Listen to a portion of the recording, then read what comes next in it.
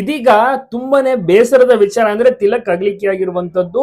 ಈಗ ಸದ್ಯಕ್ಕೆ ದೇವಿರುವುದು ಮನೆಗೆ ಬರ್ತಾರೆ. ಮನೆಗೆ ಬಂದು ಪವಿತ್ರ ಅವರ ಮನೆಗೆ ಬಂದು ನಿಮ್ಮ ಜವಾಬ್ದಾರಿ ನಂದೆ, ನಾನು ನೋಡ್ಕೋತೀನಿ, ತಿಲಕ್ ನೋಡ್ಕೋಬೇಕಾಗಿತ್ತು ನಿಮ್ಮ ಜವಾಬ್ದಾರಿಯನ್ನ, ಬಟ್ ತಿಲಕ್ ಇಲ್ಲ, ನಾನು ನಿಮ್ಮ ಒಂದು ಎಕ್ಸ್ಪೆನ್ಸಸ್ ಏನಿರುತ್ತೆ ಎಲ್ಲವನ್ನೂ ಕೂಡ ನಾನು ನೋಡ್ಕೋತೀನಿ ಅಂದಾಗ ನೀನ್ ಯಾರ ನೋಡ್ಕೊಳಕ್ಕೆ, ತಮ್ಮನ್ನೇ ಜೀವನ ತೆಗೆದ್ಬಿಟ್ಟಿದ್ಯಾ, ಹೋಗು ಹಾಗೆ ಹೀಗೆ ಅನ್ಬಿಟ್ಟು ಸರಿಯಾಗಿ ಪವಿತ್ರ ದೇವ್ಗೆ ಭಯಕ್ಕೆ ಸಹ ಶುರು ಮಾಡುವಂತದ್ದು. ದೇವ್ ಪಾಪ ಎಲ್ಲರ ಹತ್ರನು ಬಯಸ್ಕೊತಾ ಈ ಕಡೆ ತಾಯಿ ಹತ್ರ ಬಯಸ್ಕೊತಾ ಇದ್ದಾನೆ, ಮನೆಯವ್ರ ಹತ್ರ ಕೂಡ ಬಯಸ್ಕೊತಾ ಇದ್ದಾನೆ, ನಾನೇ ಕರ್ಕೊಂಡು ಹೋಗಿದ್ದಲ್ವಾ, ಸೊ ನನ್ನಿಂದನೇ ಈ ರೀತಿಯಲ್ಲಿ ಆಗಿದ್ದು ಅಂತ ದೇವ್ಗೂ ಕೂಡ ಒಂದು ರೀತಿಯಲ್ಲಿ ನೋವು ಆಗ್ತಾ ಇದೆ. ಪಾಪ ತಮ್ಮನ್ನ ಕಳ್ಕೊಂಡು ತಮ್ಮಯ್ಯ ಅಣ್ಣಯ್ಯ ಒಂದು ಕಾಂಬಿನೇಷನ್ ತುಂಬಾ ಚೆನ್ನಾಗಿ ಬರ್ತಾ ಇತ್ತು.